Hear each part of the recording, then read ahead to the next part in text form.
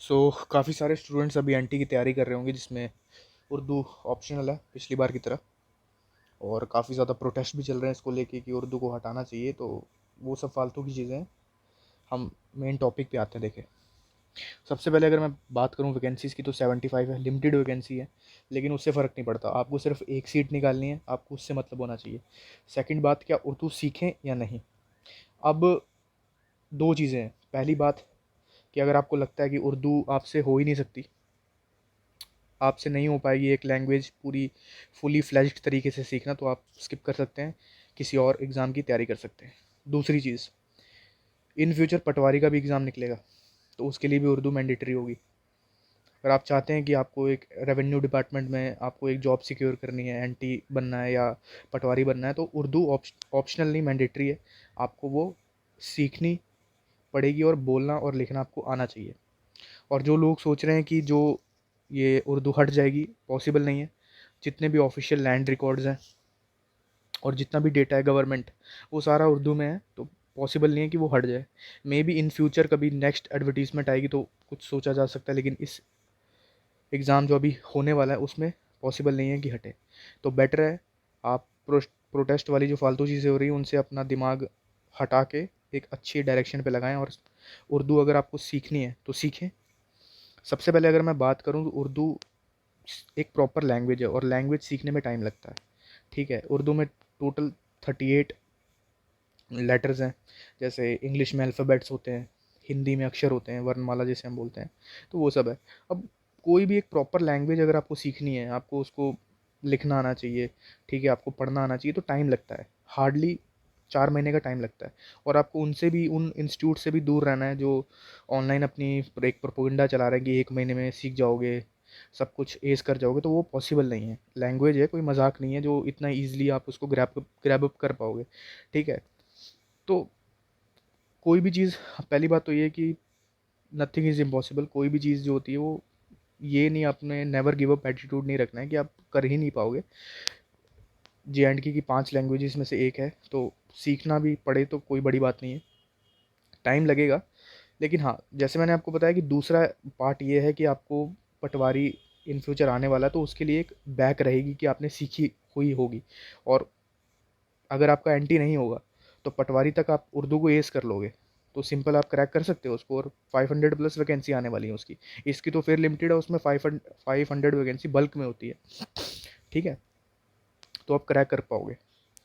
तो अगर मैं देख लूँ ज़रा इसके सिलेबस को, कैसे आपको इसको टैकल करना है, तो जो उसका सिलेबस, जो पार्ट 1 है वो तो आपको पता ही, जो 120 मार्क्स का, वो आप ऑलरेडी जानते होंगे। लेकिन मैं उर्दू की बात करूँ क्योंकि वीडियो उर्दू रिलेटेड है, तो जो ओपन मेरिट वाले कैंडिडेट्स हैं, ठीक है, उनको तो 40% चाहिए ओवरऑल। मतलब जो पेपर, एक सेकेंड, जो पेपर 2 होगा जिसमें 2 सेक्शंस हैं, एक रीडिंग की और राइटिंग की, दोनों में आपको 40, मतलब ओवरऑल आपको 40% चाहिए। और ईच में आपको 33% जो है वो परसेंटेज लानी पड़ेगी, रीडिंग में और राइटिंग में सेपरेटली।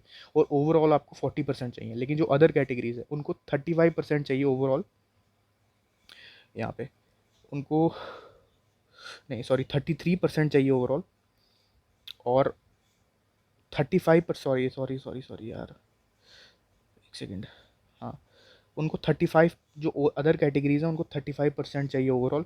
और 33% चाहिए रीडिंग में और राइटिंग में। और जो ओपन मेरिट कैंडिडेट्स हैं उनको 40% चाहिए ओवरऑल। मतलब सेक्शन 1 और सेक्शन 2 में आपके 40% मार्क्स ओवरऑल होने चाहिए। लेकिन पर सेक्शन, रीडिंग प्लस राइटिंग में, दोनों में आपके 33% मार्क्स होने चाहिए। तो ये ईजी नहीं रहने वाला है। काफ़ी सारे बच्चों को लग रहा होगा, जब ये 10th नहीं है कि आप 33% मार्क्स लोगे और पास हो जाओगे। बहुत सारी चीज़ें इसमें देखनी पड़ती हैं। ठीक है, अब पेपर पेपर को अगर मैं ब्रेक डाउन करूँगा, तो जिसमें राइटिंग सेक्शन है, ठीक है, सबसे पहली बात, पहली जो सेक्शन होगी उसमें आपको एक पैसेज दिया जाएगा, जैसे इंग्लिश के पेपर में पैसेज आता है और उसके बेसिस पे आपको एमसीक्यू के आंसर देने पड़ते हैं। वैसे ही उर्दू में एक पैराग्राफ आएगा और क्वेश्चंस पूछे जाएंगे, तो उसमें से आपको एमसीक्यू ब्रेक डाउन करना है। ठीक है, और अगर मैं सेक्शन 2 की बात करूँ, जो कि राइटिंग सेक्शन होने वाला है, इसमें 3 सब पार्ट्स हैं, जिसमें आपको एक लेटर राइटिंग या कोई भी, हाँ, लेटर राइटिंग करनी है। मिनिमम 100 वर्ड्स की होनी चाहिए किसी पर्टिकुलर सिचुएशन में जो आपको वहाँ पे दे रखी होगी एग्ज़ाम में। और सेकंड, आपको ट्रांसलेशन आनी चाहिए। या तो आपको उर्दू से इंग्लिश में ट्रांसलेशन करनी पड़ेगी या वाइस वर्सा, मतलब या तो उर्दू से इंग्लिश या फिर इंग्लिश से उर्दू, तो दोनों कर सकते हो। और थर्ड है जो है वो ऐसे राइटिंग है। ये तीनों जो है वो 10-10 मार्क्स के हैं। और 100 वर्ड्स का आपको एक सोशल रेलिवेंस पे, सोशल इशू पे आपको एक टॉपिक जो है वो उर्दू में लिखना आना चाहिए। स्पेलिंग वगैरह, क्लैरिटी, स्ट्रक्चर सब आपका जज किया जाएगा वहाँ पे। तो मुश्किल होने तो वाला है, लेकिन यार अगर आप मेहनती अब बंदे हो, आपको लगता है कि आप ग्राइंड कर लोगे, तो गो फॉर इट। ठीक है, अगर एंटी नहीं हुआ तो मैं फिर कह रहा हूँ पटवारी का एग्ज़ाम आएगा, वहाँ पे आप तब तक एस कर चुके होगे। ठीक है, और अगर मेरा पॉइंट ऑफ व्यू जानोगे तो मुझे इंटरेस्ट नहीं है उर्दू सीखने में, इसलिए मैं इन दोनों एग्ज़ाम को अवॉइड करने वाला हूँ। लेकिन मैं आपको ये डीमोटिवेट नहीं कर रहा हूँ। आपको अगर सीखनी, आपको अगर लगता है, आपको अपने विल पावर पे बिल्कुल अटूट विश्वास है कि आप कर लोगे, तो गो फॉर इट, कर लोगे आप। ठीक है, और वो जो फालतू के प्रोटेस्ट वगैरह हो रहे हैं वो माइंड डाइवर्ट करने के लिए, आपका माइंड दूसरी तरफ ले जाएंगे कि हाँ हट जाएगा, हम प्रिपेयर करते रहते, तो ऐसे भ्रम में मत रहना। उर्दू नहीं हटेगा, उर्दू ऑप्शनल नहीं है, कंपलसरी है, और क्वालिफाई करना ज़रूरी है। चाहे आप किसी भी कैटेगरी को हो, रीडिंग और राइटिंग दोनों पार्ट क्लियर करने होंगे। ठीक है, तो इस वीडियो को मैं यहाँ पे एंड करता हूँ। अगर आपको मेरी बात अच्छी लगी होगी तो प्लीज़ चैनल को सब्सक्राइब करना, मेरा नया चैनल है। ठीक है, और शेयर करना। सो यहीं पे वीडियो को एंड करते हैं। थैंक्स। और सब्सक्राइब बटन दबाओगे तो बेल आइकन ज़रूर दबाना, कोई भी फर्दर अपडेट आएगा तो आपको शो हो जाएगा। Thank you.